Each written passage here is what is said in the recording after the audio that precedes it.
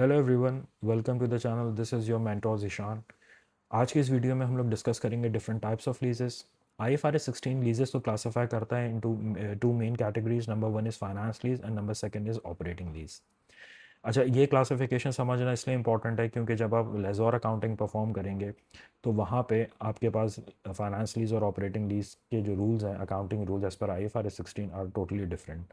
तो इनिशियली आपके पास क्लैरिटी होनी चाहिए कि whether lease contract contains the finance lease and operating lease, तभी आप अपनी लेजोर की अकाउंटिंग को करेक्टली परफॉर्म कर सकेंगे। ठीक है, IFRS कुछ क्राइटेरिया डिफाइन करता है फाइनेंस लीज के लिए। अगर वो फुलफ़िल होंगे तो हमारे पास लीज कॉन्ट्रैक्ट क्लासीफाई हो जाएगी as a operating finance lease. Otherwise we will treat the contract as an operating lease. ठीक है, तो अब हम नेक्स्ट स्लाइड में डिस्कस करते हैं या स्टार्ट करते हैं अपना first topic, that is what is a finance lease.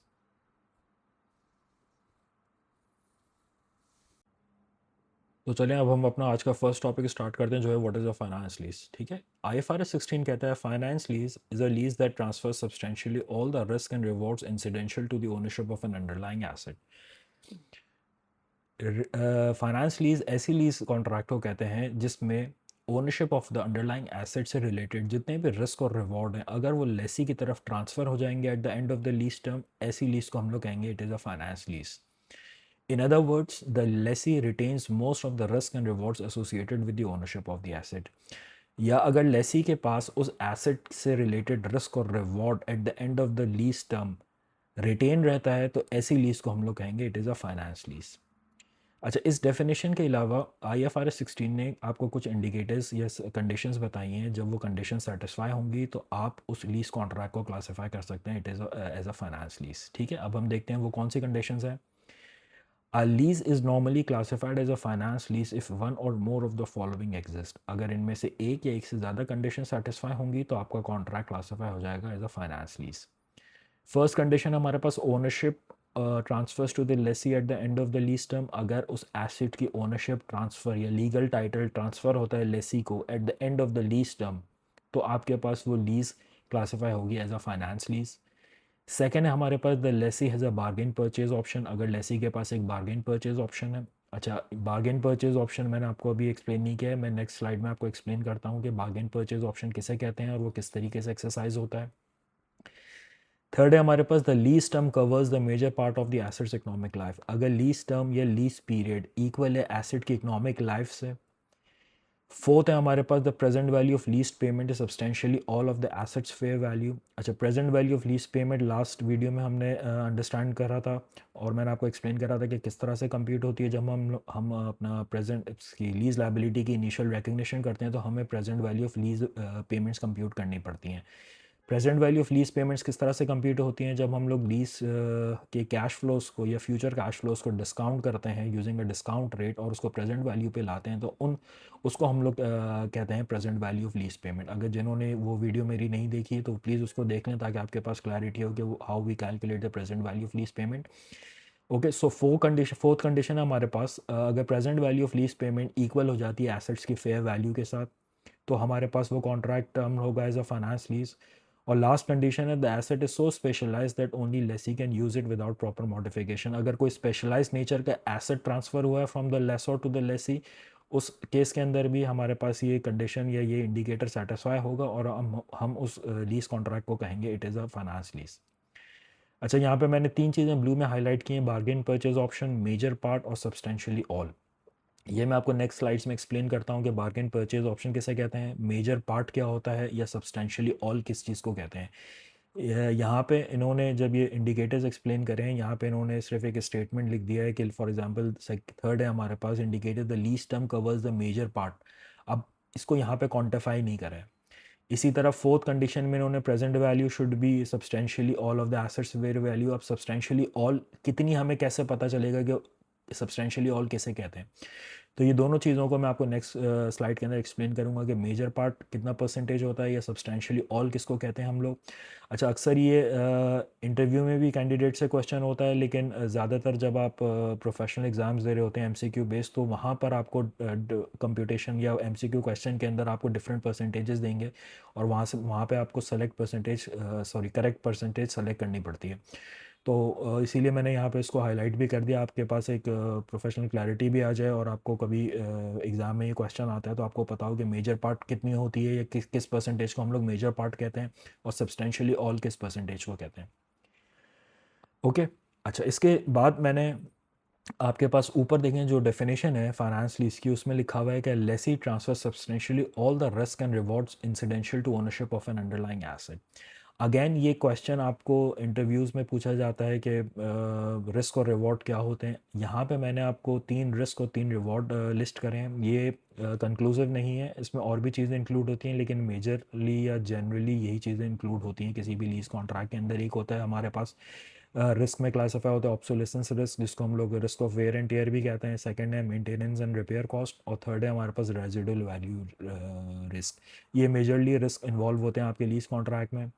इसी तरीके से रिवॉर्ड्स कौन कौन से होते हैं? Ability to use the asset for most of its economic life, benefits from increase productivity. For example lessee ने उस एसेट को इंस्टॉल करने से या अपनी फैक्ट्री प्रेमिसेस के अंदर जब उसने वो एसेट इंस्टॉल किया, उससे उसकी प्रोडक्टिविटी इंक्रीज़ हुई है, या potential gain from ownership.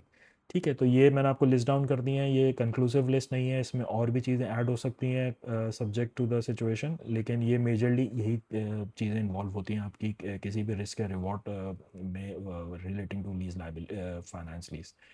Next video में हम लोग, या नेक्स्ट स्लाइड के अंदर हम लोग देखते हैं कि मेजर पार्ट किसे कहते हैं और सब्सटेंशियली ऑल क्या होता है। फिर हम लोग डिस्कस करेंगे बार्गेन परचेज ऑप्शन।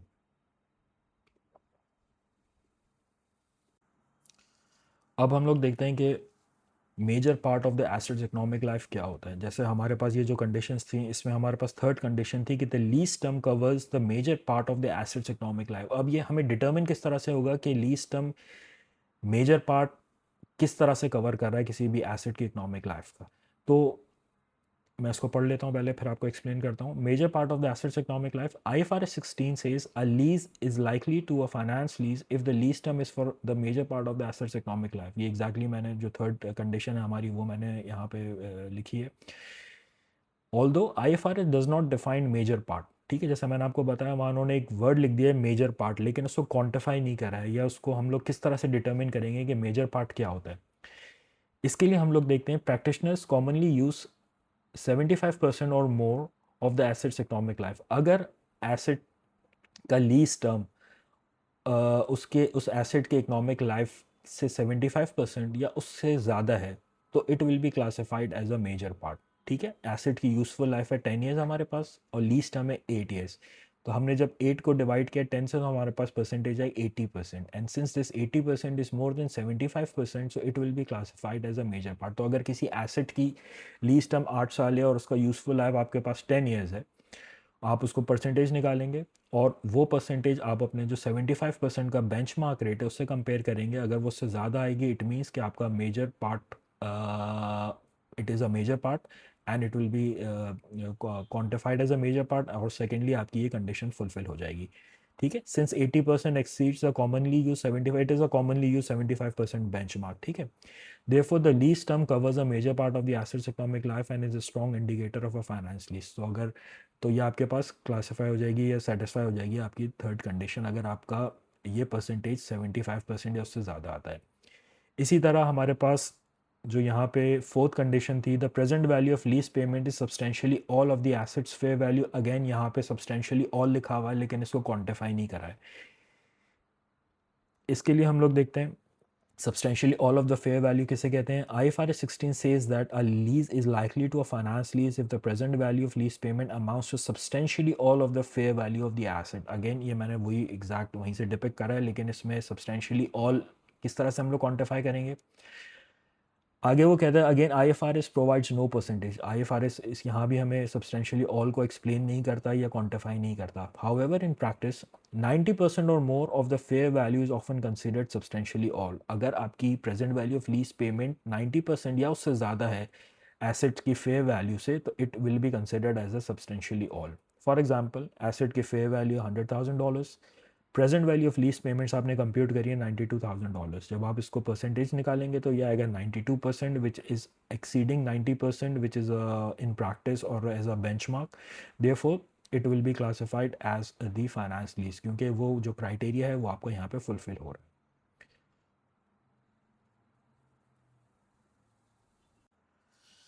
तो जैसे मैंने आपसे कहा, अक्सर ये क्वेश्चन इंटरव्यू में भी होता है या स्टूडेंट्स से एमसीक्यूज़ में भी होता है कि वो डिफरेंट परसेंटेज आपको कैलकुलेट करके देंगे और वहाँ पे आपसे एक्सपेक्ट करेंगे कि you select the correct answer. जैसे अब हमें पता है कि मेजर पार्ट अगर लिखा हुआ है, it means it is more than equal to और मोर देन 75%, और अगर सब्सटेंशियली और लिखा हुआ है then it should be equal to और मोर देन 90%.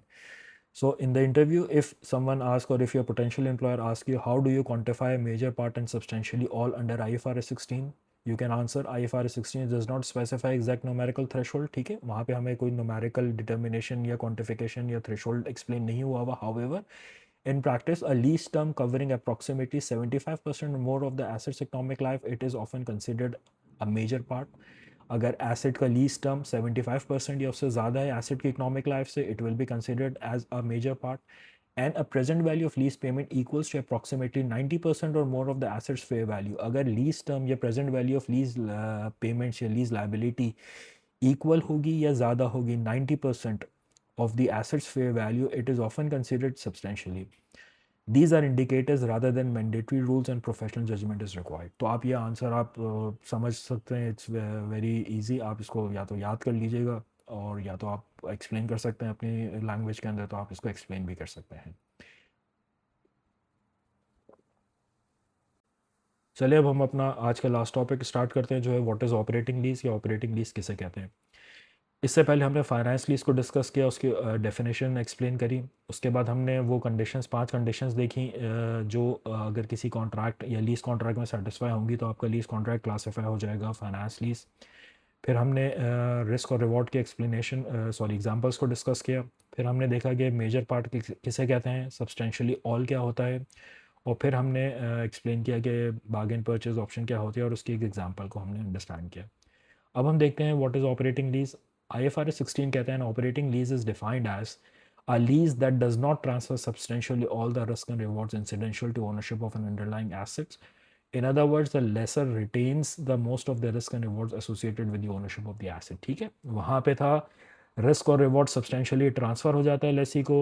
ऑपरेटिंग लीज में रिस्क और रिवॉर्ड ट्रांसफ़र नहीं होते. या ऑपरेटिव फाइनेंस लीज के अंदर लेसी के पास रिटेन रहते थे रिस्क और रिवॉर्ड, यहाँ पे लेसोर के पास रिटेन रहते हैं सारे रिस्क और रिवॉर्ड. ठीक है, की कैरेक्टरिस्टिक्स क्या है, ownership usually remains with the lessor. यहाँ पे ओनरशिप लेसोर के पास रहती है, लेसी के पास ट्रांसफ़र नहीं होती. The lease term is typically shorter than asset's economic life. The lessor retains residual value risk and the asset is return to the lessor at the end of the lease term. तो वहाँ पे जो conditions थी उसके बिल्कुल opposite इसकी यहाँ पे कंडीशंस या कैरेक्टरिस्टिक्स हैं कि ओनरशिप ट्रांसफ़र नहीं होगी लेसी की तरफ. लीज टर्म और एस की एक lease term is substantially smaller. वहाँ पे था हमारे पास lease term should be major part of the assets economic life, यानी कि 75% या उससे ज़्यादा. यहाँ पे अगर फॉर एग्जांपल 74% है, it means the lease term is shorter और यहाँ पे हमारे पास लीज क्लासीफाई होगी as an operating lease. The lessor retains the residual value risk. Residual value risk सारा के सारा लेसोर के पास है और asset is return to the lessor, क्योंकि जब ओनरशिप ट्रांसफ़र नहीं होगी तो जब लीज टर्म ख़त्म होगा तो उस एसेट की वो एसेट खुद पूरा के पूरा रिटर्न हो जाएगा लेसोर की तरफ. ठीक है, तो यह आज की क्लास में हमने फाइनेंस लीज और ऑपरेटिंग लीज अंडरस्टैंड करी और दोनों की डिस्टिंक्शंस देखी, कैरेक्टरिस्टिक्स देखी with an example. Next video में हम स्टार्ट करेंगे लेजोर अकाउंटिंग से कि फाइनेंस लीज और ऑपरेटिंग लीज किस तरीके से लेजोर अपनी बुक्स में रिकॉर्ड करता है और IFRS 16 के रूल्स किस तरह से अप्लाई होंगे लेजोर की बुक्स के ऊपर.